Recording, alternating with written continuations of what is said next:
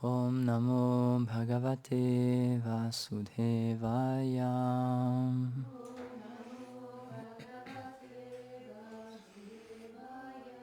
Om Namo Bhagavate Vasudevaya.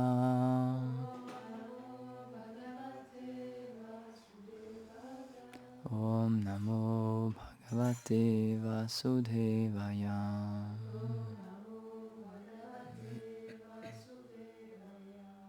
Sutta Uvacha Atma Ramascha Munayo Nigranta Apyu Urukrame Nigranta Apyu Urukrame Kurvanti Kurvanti Aitukim Bhaktim Itam Bhuta Guno Hari. Traduction. Sutta dit: même les sages Atmarama, satisfaits dans leur soi et affranchis de toute affinité avec la matière, sont pris d'une dévotion pure et affectueuse pour le Seigneur Krishna, car celui-ci possède des attributs qui fascinent même les âmes libérées. Commentaire. Selon Srila Vishwanath Chakravarti Thakur, le mot Nirgranta se rapporte à ceux qui sont affranchis de l'ignorance, à ceux qui ne sont pas tenus de suivre les principes énoncés dans les Écritures, car ils demeurent libérés de toutes les conceptions matérielles de l'existence. Citation de la Bhagavad Gita 2.52. Quand ton intelligence aura traversé la dense forêt de l'illusion, tout ce que tu auras entendu et tout ce qui te restera à entendre te laisseront indifférent. Fin de la citation. Ils sont Nirgranta, délivrés du nœud du faux ego qui lie l'âme spirituelle à l'identification avec la matière. Ils sont au-delà des lois de ce monde, comme explique le Bhagavatam 11.18-28, Chared Vidi Gochara. De telles personnes accomplissent la dévotion sans en rechercher le résultat. Or, le service de dévotion donne une connaissance spirituelle supérieure à celle réalisée à travers la voie du Gyan, l'aspect impersonnel du Brahman, car par ce service d'amour offert à Krishna, une personne peut réaliser sa forme, son nom, ses attributs et ses divertissements. Pour cela, il est appelé Uru, le meilleur. Urukrama veut donc dire le Seigneur dont les actes sont les meilleurs, puisqu'il donne aux êtres le meilleur procédé pour l'atteindre, le service de dévotion. On pourrait donc se poser ces questions. Est-ce que le service de dévotion peut libérer une âme qui a déjà atteint la libération impersonnelle ? Est-ce que le Bhagavatam, une écriture sur la pure dévotion, a le pouvoir de délivrer ces êtres qui ont surpassé les écritures ? Est-ce qu'un ouvrage discutant du service et de celui qui est servi, le Seigneur, peut libérer ceux qui ont abandonné toutes les conceptions d'ego ? Est-ce que les règles établies dans le service de dévotion et décrites dans le Bhagavatam ont la possibilité de les délivrer ceux qui ont abandonné toutes les règles et les interdictions trouvées dans les Écritures ? Afin de détruire ces doutes, ce verset dit « Itam bhuta guna ». Le Seigneur a de tels attributs merveilleux que même les âmes libérées deviennent attirées par lui. On trouve l'exemple des Kumaras, qui étaient sur la plateforme spirituelle du Brahman impersonnel, et qui, même à l'état libéré, devinrent attirés par les attributs du Seigneur, ceci par sa miséricorde. Celui-ci pensa qu'il réalise mes qualités. De la même manière, Vyasa donna sa miséricorde à Shukadev en pensant qu'il réalise les qualités de Krishna. Ce qui implique que le Seigneur et ses dévots peuvent donner leur miséricorde de la même façon à d'autres Atmarama, ceux qui trouvent le plaisir en l'âme. Une fois qu'ils atteignent la qualification pour réaliser les qualités du Seigneur, ils peuvent alors accomplir un service de dévotion immotivé, alors que les autres, ceux qui n'obtiennent pas cette qualification, accomplissent la dévotion dans le but de se fondre dans la radiance impersonnelle du Brahman. Leur dévotion ne peut être appelée immotivée. Dans la Bhagavad Gita 18, 54 et 55, il est dit au sujet de ces Atmarama qui ont reçu la miséricorde du Seigneur: une personne qui est spirituellement réalisée, qui est située en Brahman, devient pleinement joyeuse. Elle ne se lamente jamais, ni ne désire quoi que ce soit. Étant également disposée envers tous les êtres, elle atteint la dévotion pour ma personne. Cette dévotion est bénie des symptômes de l'amour pour Dieu. Ce n'est que par la dévotion qu'une personne peut connaître la vérité de mes gloires et de ma forme. À travers cette réalité, et par la force de cette pure dévotion, Elle entre alors dans mes divertissements éternels. Om Gyanatimirandasya Gyananjara Shalakaya Chakshurmilitam Tasmai Shri Gurave Namaha. Jai Shri Krishna Chaitanya Prabhu Nityananda Shri Advaita Gadada Shivasari Gaur Bhaktavrinda. Hare Krishna Krishna Krishna Hare Hare Hare Rama Rama Rama Hare Hare Vanchakalpatarubhyascha Kripa Sindhubhya eva cha Patitanam Pavanebhyo Vaishnavebhyo Namo Namaha. Namo Om Vishnu Padaya Krishna Prasthaya Bhutale Srimate Bhaktivedanta Swaminiti Namine. Namaste Sarasvati Deve Gauravani Pracharine Nirvishesha Sunyavadi Paschatya Deshatarine. Du coup, comme la dernière fois que j'avais fait la classe, on avait expliqué que là on commence à... C'est le Bhagavatam qui parle du Bhagavatam. Il est question dans les versets qu'on a lus. Donc là, on est dans le chapitre 7. Il est expliqué en fait pourquoi le Bhagavatam existe et exactement quel est son but, quel est le message qu'il a à donner. Et donc là, c'est un petit peu plus spécifique encore une fois. Donc le verset qu'on a lu, c'est Shuta Goswami qui parle, il explique que ce Bhagavatam c'est vraiment pour tout le monde, c'est même pour les personnes qui ont atteint un stade très très élevé déjà dans la réalisation spirituelle, qui sont Atmarama, donc qui veut dire satisfait dans le soi. Donc déjà ça c'est une qualification très très rare, on trouve très peu de personnes déjà qui sont pleinement satisfaites, qui désirent rien vraiment, quoi. Et pourtant même ces personnes-là, elles peuvent retirer un bénéfice spirituel encore plus grand que tout ce qu'elles ont atteint déjà. Et donc il y a l'histoire des 4 Kumaras qui sont expliqués, où ils sont allés voir Narayan, le Seigneur suprême, et ils ont été vraiment stupéfaits quand ils l'ont vu, parce qu'il y a l'histoire avec les portiers, où ils ont voulu rentrer dans la demeure du Seigneur, et c'était un divertissement bien sûr, orchestré par le Seigneur. Les gardes leur ont refusé l'entrée. Et donc à ce moment-là, ils les ont maudits, etc. Et quand le Seigneur il a entendu qu'il y avait des problèmes, etc., il s'est déplacé lui-même et il allait voir ce qui se passait. Et donc il a donné son darshan aux 4 Kumaras. Il leur a montré sa forme en fait. Et ils ont été tellement impressionnés, ils ont été tellement abasourdis par sa forme en fait, que là ils ont voulu développer un sentiment qu'ils n'avaient pas jusqu'alors en fait. Parce qu'ils étaient, encore une fois, ils étaient extrêmement élevés dans leur réalisation spirituelle, mais c'était à un niveau impersonnel. Alors que là, ils ont vu la forme personnelle de la vérité absolue, et comme c'est expliqué, cette forme-là a tellement de qualité, elle est tellement attirante, que même des sages qui étaient satisfaits en eux-mêmes, qui ne désiraient rien, à ce moment-là, ils ont eu le désir de connaître plus le Seigneur et d'avoir un plus grand contact avec cette forme personnelle du Seigneur. Donc c'est vraiment pour montrer que même pour les plus grands yogis, etc., ce Bhagavatam, c'est important en fait. Tout le monde peut retirer un bénéfice. Et c'est pour ça que j'en discutais avec Yashoda Doulal. La dernière fois, Jananivas avait posé la question à propos du commentaire des Védas. Et donc le terme technique, c'est que le Srimad Bhagavatam, c'est en sanskrit, on dit que c'est le Vedanta Sutra. C'est le commentaire des Védas. Et donc c'est vraiment donc c'est au-delà des Védas, dans le sens où les Vaishnavas expliquent qu'on peut lire seulement le Bhagavatam, et toute la conclusion des Védas est comprise dans le Bhagavatam.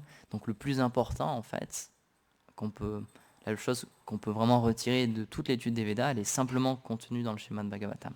Donc simplement lire le Bhagavatam, ça suffit. C'est comme si on avait étudié tous les Védas. Et c'est aussi dans ce sens-là qu'on peut se poser la question, oui, mais est-ce que le Bhagavatam, c'est vraiment supérieur aux Védas? Est-ce que quelqu'un qui est déjà à un niveau où il n'a pas besoin des Védas, il n'a pas besoin de suivre les règles expliquées dans les écritures védiques, est-ce que c'est nécessaire pour lui de lire le Bhagavatam?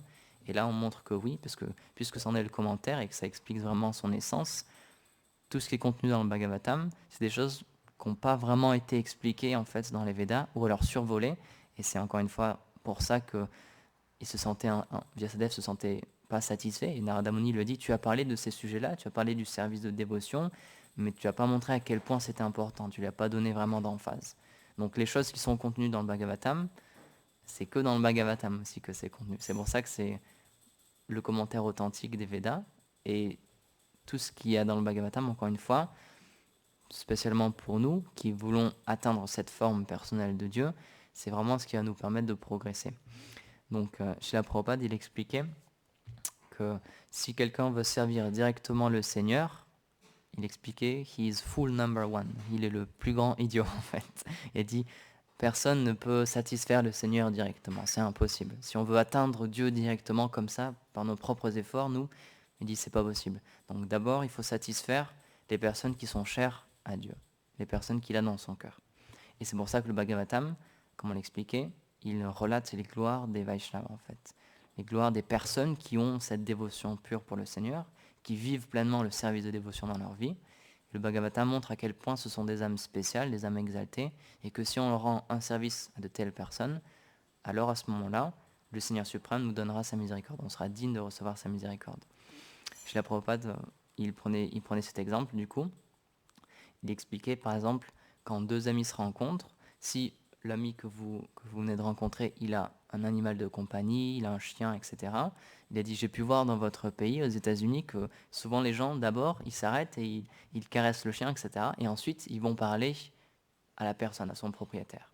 Et il a dit, et on voit que les personnes sont très satisfaites. Quand quelqu'un s'occupe de votre chien, vous dites, bah, il a de l'affection pour lui et je vais avoir de l'affection pour lui à mon tour, en fait. C'est un signe de respect et d'appréciation.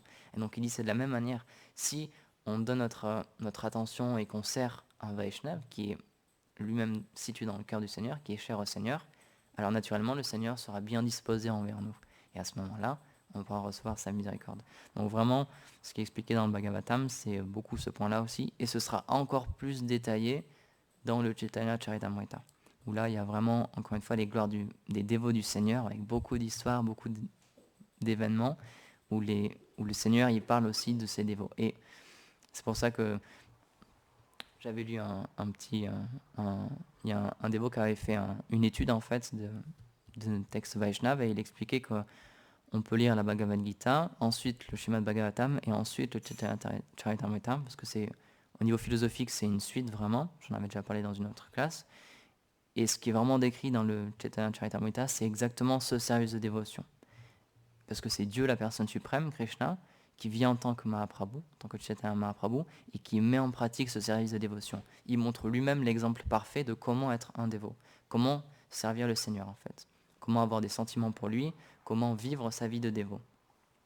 Donc dans le Bhagavatam, le service de dévotion, on en parle un petit peu, mais dans le Chaitanya Charitamrita, c'est le Seigneur qui vit ce service de dévotion, vraiment, qui le met en pratique et qui nous donne un exemple à nous tous. Donc c'est pour ça qu'on peut voir, comme l'expliquait Gurudev dans sa classe, il a pris sannyas, il a décidé de quitter sa vie de famille, etc., pour montrer différents aspects, pour montrer que comment spirituellement, comment mettre des choses en pratique dans sa vie, en fait. Et ce qui est intéressant, c'est que lui, donc, il a pris sannyas, il a rejeté la vie de famille pour pleinement s'absorber dans la vie spirituelle, etc. Mais il y a certains de ses associés qui ont montré un autre exemple où eux, ils étaient mariés, ils avaient des enfants, etc. Et encore une fois, c'est des associés éternels du Seigneur, donc ils sont tous venus pour montrer que peu importe la situation dans laquelle on se trouve, on peut progresser spirituellement. Et c'est pour ça que chez la Bhaktivinoda Thakur, il explique que dans le Kali Yuga, c'est un ashram dans lequel qui est vraiment très bénéfique. Il dit le fait de se marier, le Grihastha Ashram, il expliquait que c'est une manière de parler, mais il disait que c'est le meilleur ashram.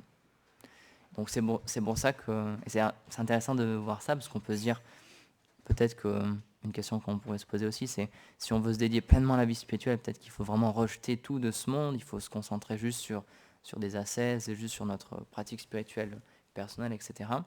Mais le Srimad Bhagavatam, comme dans les questions qui sont posées dans le commentaire, c'est au-delà de toutes ces règles simplement matérielles. C'est pour ça que le service de dévotion, on peut l'effectuer dans n'importe quelle situation, dans n'importe quelle circonstance. Il n'y a rien qui nous empêche d'être un dévot du Seigneur. Chez la Prabhupada, il expliquait même l'homme le plus pauvre de la terre, qui n'a rien du tout, il peut quand même offrir quelque chose au Seigneur.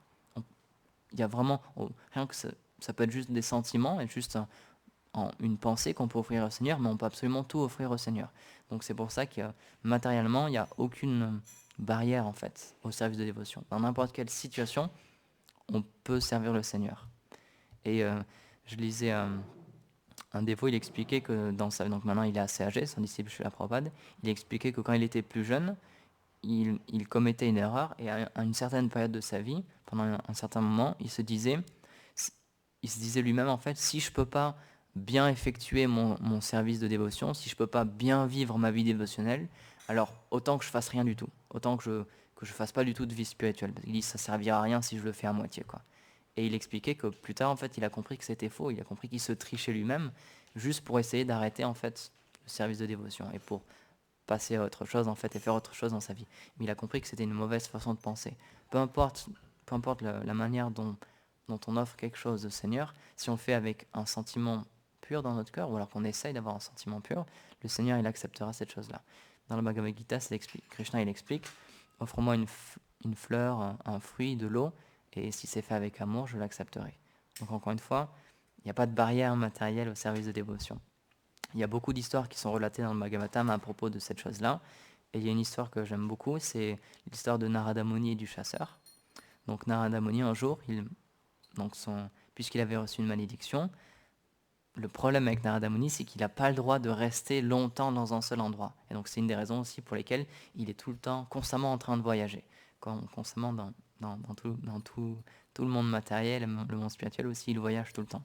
Et donc un jour, il était en train de voyager, et il est passé au-dessus d'une forêt, et il a vu dans cette forêt beaucoup d'animaux qui étaient en train d'agoniser. Ils n'étaient pas morts, ils étaient touchés, ils saignaient, ils étaient touchés par des flèches, etc., mais ils n'étaient pas morts. Et il en a trouvé vraiment beaucoup. Et donc il se demandait quelle était la cause de cette chose-là. Et en fait, il a vu qu'il y avait un chasseur, je crois qu'il s'appelle Nrigari, mais je suis plus sûr de son nom. Il y avait un chasseur en fait, et il l'a observé, et il a vu en fait que ce qu'il faisait, c'est qu'il trouvait une proie, il trouvait un animal dans la forêt, il décochait ses flèches, donc il blessait cet animal, et il le laissait là en train d'agoniser, mais il ne l'achevait pas. Et il a vu que cet homme-là, en fait, il prenait plaisir dans cette activité-là. Il prenait plaisir à faire souffrir les êtres. Dans sa vie, c'était ce qui le rendait heureux, c'est de faire souffrir d'autres êtres. Et donc, ça l'a beaucoup peiné. Et donc, il y a toute une histoire, ils se sont rencontrés, etc. Et à la fin, même cette personne-là, c'est devenu un grand dévot du Seigneur, en fait, puisqu'il avait reçu la miséricorde de Narada Muni, qui est un pur dévot du Seigneur. Donc, il lui a montré sa miséricorde, il lui a donné sa miséricorde. Et la fois suivante, quand Narada Muni est venu revoir son disciple, et quand ce disciple a vu Narada Muni arriver, il a couru pour l'accueillir, et en marchant, il regardait au sol pour ne pas écraser les fourmis quand elles marchaient. Et Narada Muni, il a vu qu'il avait vraiment eu un changement total d'attitude. Alors qu'avant, il prenait plaisir à presque tuer des animaux et juste à les laisser souffrir comme ça, là, quand il a voulu rencontrer son maître spirituel, il faisait attention à même ne pas écraser des petites fourmis.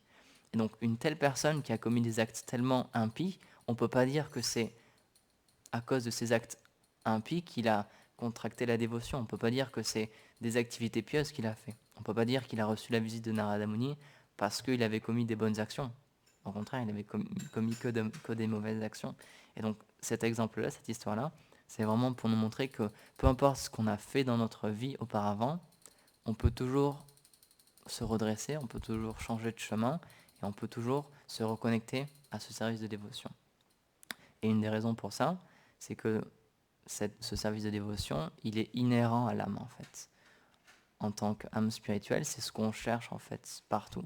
Partout où on va, partout, dans toutes les activités qu'on fait, en fait, on essaie de trouver le Seigneur suprême. Même si on n'en a pas conscience, on essaie de trouver un bonheur parfait.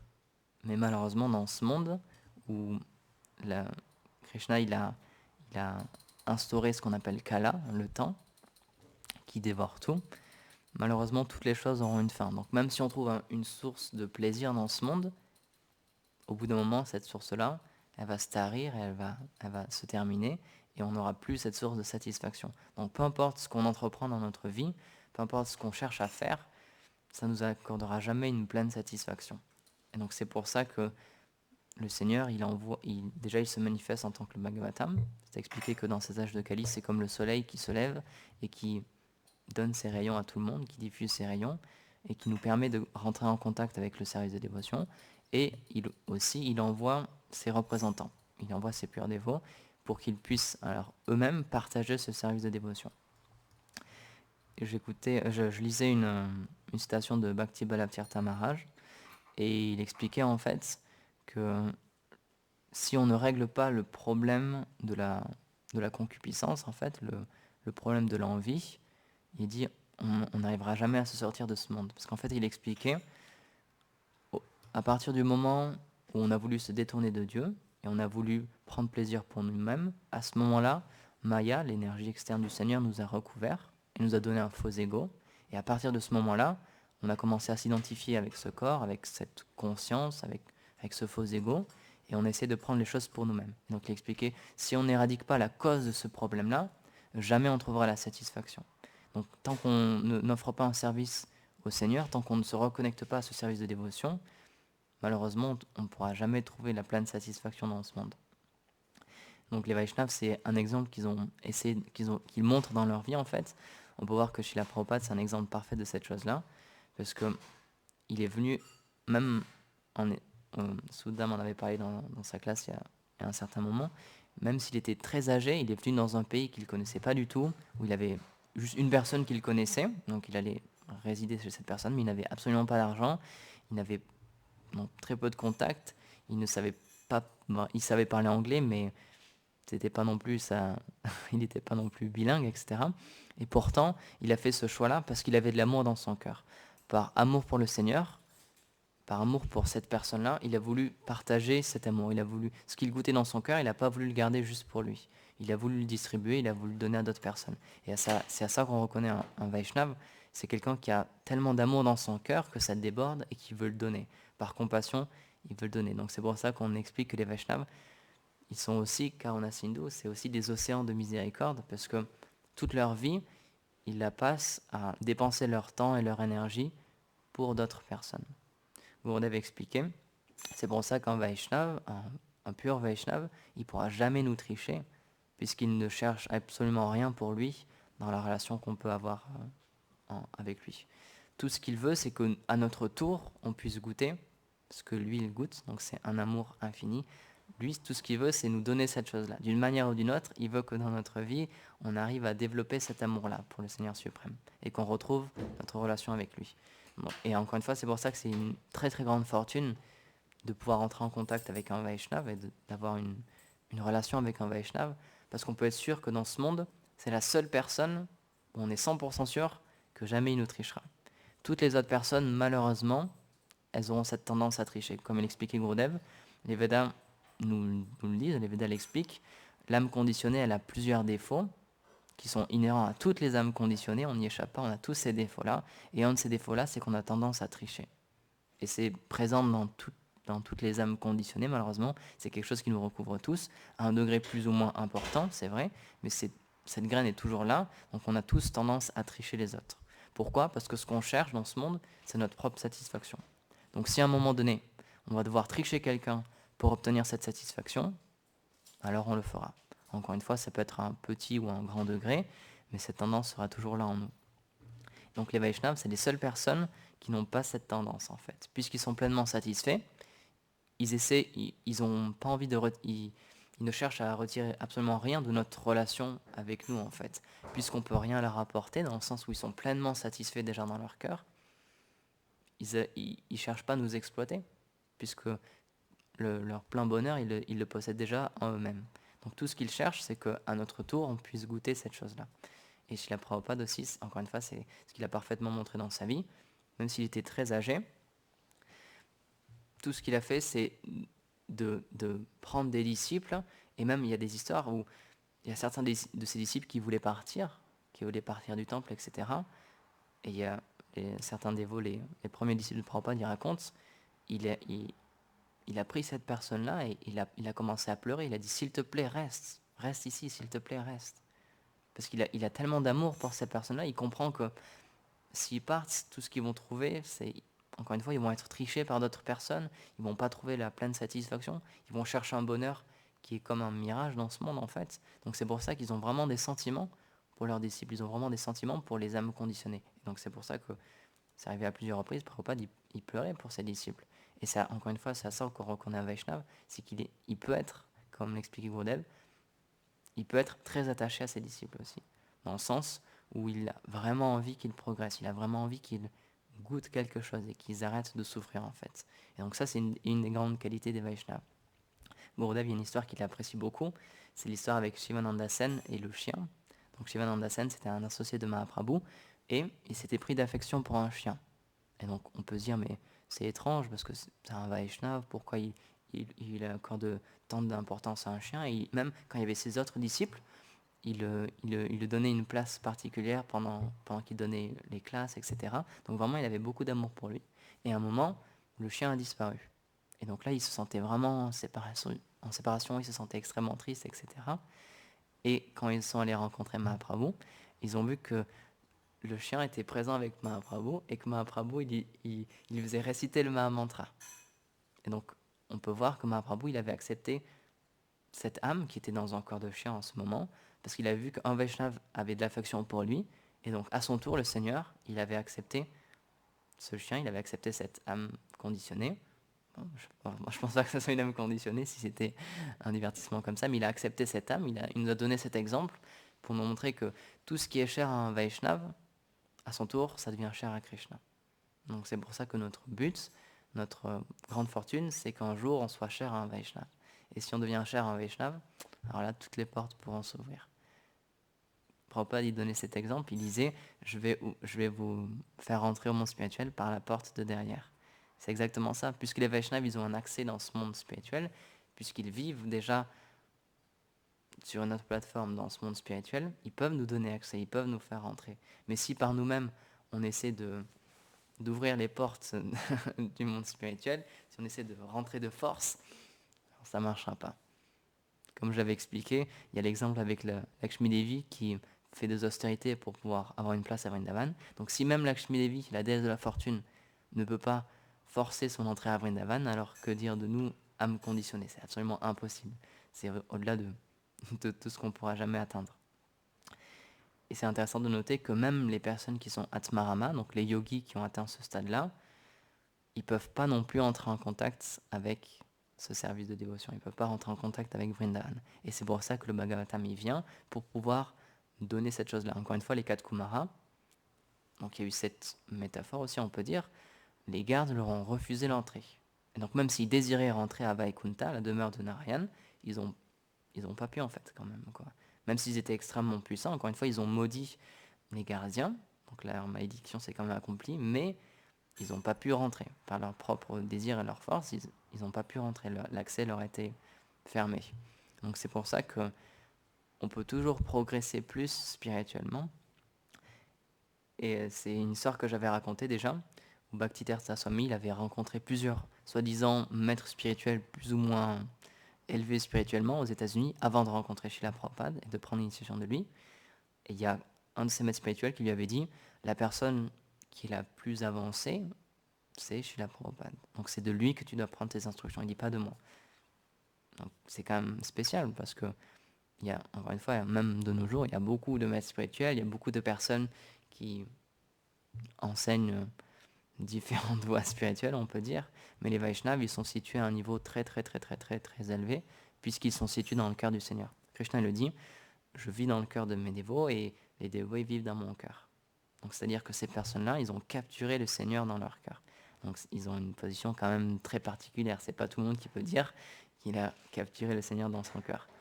Et donc à partir de ce moment-là, puisqu'ils ont le Seigneur dans son cœur, il est obligé d'accepter ce qu'ils vont lui dicter en fait.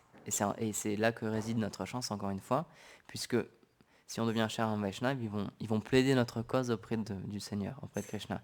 Ils vont lui dire, tiens, regarde cette âme conditionnée, elle est vraiment sincère, je l'apprécie beaucoup, elle fait vraiment un bon service, etc. Alors s'il te plaît, accepte-la.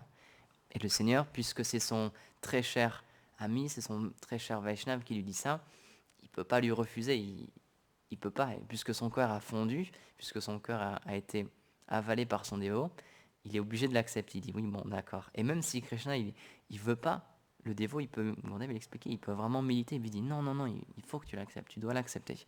Et Krishna, même s'il n'en a pas envie, il est obligé de le faire quand même. Et donc c'est en ça aussi que, comme l'expliquait Gurudev, notre grande chance, la grande miséricorde qu'on peut recevoir, c'est Radha Kripa.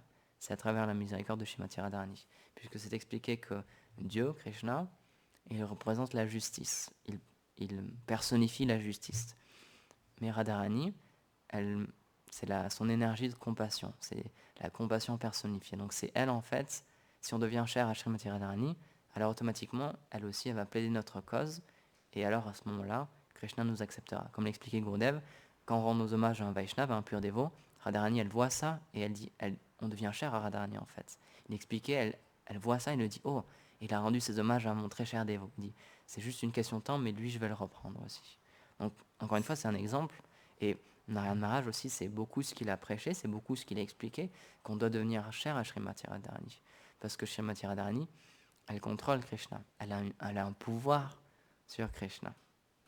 Krishna, c'est Madan Mohan, et Radharani, c'est Madan Mohan Mohini. C'est celle qui enchante, celui qui enchante même Cupidon.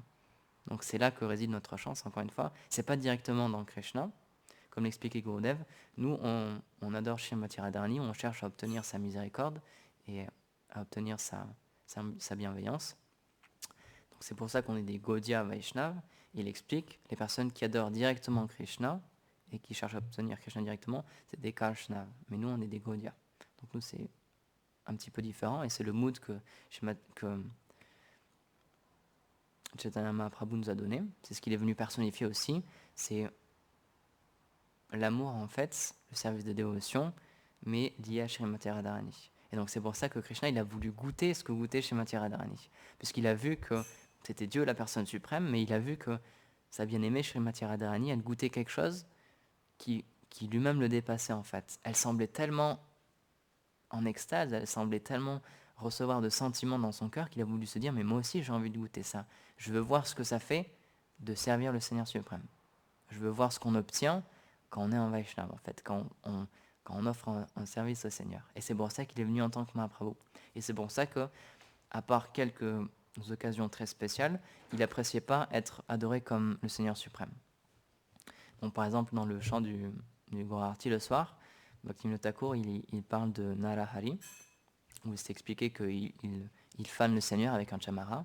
Et donc Narahari, il avait une position très très particulière. C'est le seul dévot qui avait le droit, en la présence de Mahaprabhu, de glorifier Mahaprabhu directement. Quand tous les autres personnes, que ce soit des Vaishnavas, des associés, etc., quand tous le glorifiaient en tant que Dieu, il bouchait ses oreilles et criait Vishnu, Vishnu, Vishnu. Et il n'acceptait pas cette adoration-là, puisqu'il était dans un sentiment de serviteur. Mais, pour une raison particulière, il acceptait que Narahari, il lui offre ces sentiments-là, en fait. Il lui parle de cette manière. Mais tous les autres, il le refusait parce qu'il voulait montrer l'exemple d'être un serviteur du Seigneur. Donc il n'acceptait pas cette adoration. Donc encore une fois, la vie de Mahaprabhu, pour nous, c'est très bénéfique à étudier, à en entendre parler, à en lire, etc. Donc c'est pour ça qu'on a beaucoup de chance d'avoir le Chaitanya Charitamrita, Chaitanya Mangal, beaucoup de livres. Même, on en parlait avec Rasalila, là-haut, et il y a un livre que les Vaishnavas ont édité, c'est le Shri Nityananda Charitamrita.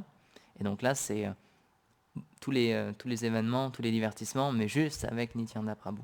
Donc c'est un condensé, avec que les divertissements de Nityananda Prabhu. Donc on a beaucoup de nectar qui est disponible maintenant sous forme de livres, ou même sur Internet, en PDF, etc. Et donc la vie de Chaitanya Mahaprabhu, c'est très bénéfique pour nous, parce qu'il nous montre comment un Vaishnav agit parfaitement, et aussi à travers la vie de ses associés, donc qui sont relatés aussi dans le Chaitanya Charitamrita, envers les différentes relations qu'ils ont eues, différents événements et comment ils relationnaient entre eux, on peut voir l'étiquette Vaishnav parfaite. On peut voir comment des Vaishnavs qualifiés, parce que là c'était vraiment des purs dévots, c'était des associés du Seigneur, ils nous ont montré, ils ont fait comme un théâtre, on peut dire, dans un sens, ils nous ont montré comment parfaitement agir entre Vaishnavs, comment parfaitement effectuer le service de dévotion. Et encore une fois, il y a eu toute une variété d'associés. Certains étaient des sannyas, certains étaient des renonçants, certains c'était des grihastas, etc. Ils nous ont montré plein de styles de vie différents dans lesquels on pouvait être conscient de Dieu, dans lesquels on pouvait offrir un service au Seigneur suprême. Par exemple, dans notre Sampradaya aussi, chez la Bhaktivinoda Thakur, donc puisque c'était un Vaishnava très très très qualifié, il avait une très très forte sadhana, toute sa journée en fait c'était du service au Seigneur, et il a montré qu'on pouvait avoir beaucoup beaucoup de responsabilités et être très engagé dans ce monde, et en même temps être un dévot du Seigneur pleinement connecté. Donc dans sa vie, à un certain moment, il était président de temple de Jagannath Puri. Donc quand on est président de temple, surtout dans un très grand temple comme ça doit prendre du temps quand même, beaucoup d'efforts à faire. Il avait son travail aussi, il était magistrat, etc. Il avait une famille, il avait 10 enfants, donc il écrivait des livres, etc. Il chantait, il avait aussi une très forte sadhana, il chantait ses japas, etc. Et il arrivait à tout caser dans sa journée, on peut dire. Donc il a voulu nous montrer que même en tant que Grihasta, même en ayant tous ses enfants, puisqu'il servait le Seigneur suprême, alors c'était possible. Et il a prié, en fait, il a prié pour que le Seigneur lui envoie quelqu'un qui puisse l'aider dans sa tâche, parce que quand il est arrivé au terme de ce divertissement, de cette vie dans cette planète, il s'est rendu compte qu'il y avait beaucoup de choses à faire quand même encore pour le mouvement de Mahaprabhu. Il n'était pas sûr de pouvoir continuer tout seul, parce qu'il a vu qu'il est arrivé à la fin, il ne lui restait plus beaucoup de temps. Donc il a prié très fortement le Seigneur pour qu'il lui envoie une aide en fait. Et cette aide, elle est venue en tant qu'un de ses fils, Bimal Prashad, qui deviendra ensuite Srila Bhaktisiddhanta Prabhupada. Et on peut voir, Srila Bhaktisiddhanta, donc il a continué la réforme que son père avait commencé à instaurer, où en fait Bhaktivinoda Thakur, il a commencé à faire une interface entre le monde occidental et le monde védique, on peut dire d'une certaine manière. Tous les écrits qui étaient vraiment réservés que à l'Inde, il a commencé à en envoyer au Canada, il a commencé à avoir cette idée d'écrire en anglais, de comparer dans ses livres, par exemple dans le Jaiva Dharma, il compare les Vaishnavas à d'autres religions, il les fait interagir entre eux, il parle des musulmans, etc., pour donner des points de repère, et surtout pour les gens de l'époque, pour qu'ils puissent avoir quelqu'un qui ne connaissait pas du tout les Védas ou les Vaishnavas par exemple, il puisse avoir un point de vue, une compréhension en fait, pour que ça soit plus facilement assimilable.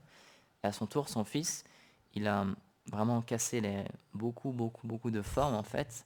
Il a permis que le mouvement de Mahaprabhu puisse s'étendre plus facilement dans l'ère actuelle. Donc c'est pour ça qu'il a fait des choses qui étaient très révolutionnaires. Il a pris des voitures, etc. Il a autorisé ses disciples à prendre des bateaux, etc., à voyager, ce qui avant était interdit. Dans les Védas, c'est considéré que si quelqu'un quitte le Bharatvarsha, si quelqu'un quitte l'Inde, il est considéré comme déchu. Donc lui, il a complètement rejeté cette idée-là. Il a dit non, il faut que le mouvement de Mahaprabhu il puisse s'étendre, même à l'extérieur de l'Inde. Et il a autorisé ses disciples, pour certaines occasions, à s'habiller très très bien et même à acheter des choses en cuir, acheter des chaussures en cuir, etc. Simplement pour pouvoir avoir une bonne image auprès des Anglais, pour montrer qu'on était civilisé, dans le sens où d'accepter leurs mœurs d'une certaine manière pour montrer qu'on pouvait avoir un échange, un dialogue. Il y a certaines photos, on en a une ici en haut, où on voit il est à un rassemblement avec des dignitaires anglais, et il a un trench coat, il a un long manteau anglais avec un turban spécifique justement pour cette occasion, etc. Il a quand même ses guirlandes, etc. Mais on peut voir, il a vraiment adopté un style, il a mixé en fait, il a vraiment adopté un style de l'époque pour que les dignitaires anglais de l'époque le considèrent d'une bonne manière. Il avait compris que s'il arrivait simplement habillé dans son habit purement traditionnel, forcément, il n'aurait pas réceptionné de la même manière. Mais puisqu'il a montré qu'il comprenait leur monde à eux, qu'il était en accord avec la société aussi, dans le sens qu'il était actuel, il a pu faire ce dialogue-là. Et il y a des photos de Srila Prabhupada aussi, où il est en train de chanter, je crois que c'est dans un parc, et on peut voir, il a une chemise aussi, avec des boutons, etc., en col, etc., quoi. Et donc, Prabhupada aussi, il nous a montré que même dans certaines photos, on voit qu'il est habillé avec un grand manteau noir, avec comme une chapka un petit peu là, un, un bonnet noir, etc. Il nous a montré qu'il faut, oui, il faut s'adapter aussi, il faut, comme il explique Gurudev, il faut que ça soit accessible pour les personnes de notre temps. Il faut faire un effort pour eux en fait. Notre effort de notre côté, c'est que pour des personnes pour qui cette connaissance et les Védas et la culture indienne, etc., c'est très loin, il faut que ça soit facilement assimilable. Il ne faut pas faire un trop grand choc culturel. Sinon, ça va être encore plus difficile de faire passer ce message. Donc c'est pour ça que Srila Prabhupada, il était content de pouvoir engager, par exemple, George Harrison, etc. Il chantait des musiques occidentales, c'était vraiment un rock and roll, etc. Et pourtant, c'est un exemple dont j'avais déjà parlé, quand George Harrison lui dit je veux tout arrêter, je veux venir au temple, etc., il a dit non. Il dit il n'y en a qu'un seul, George Harrison, c'est toi. Et il faut que tu continues comme ça. Il faut que tu restes George Harrison, il faut que tu prêches comme ça. Donc encore une fois, on peut vraiment tout engager, c'est juste une question de conscience.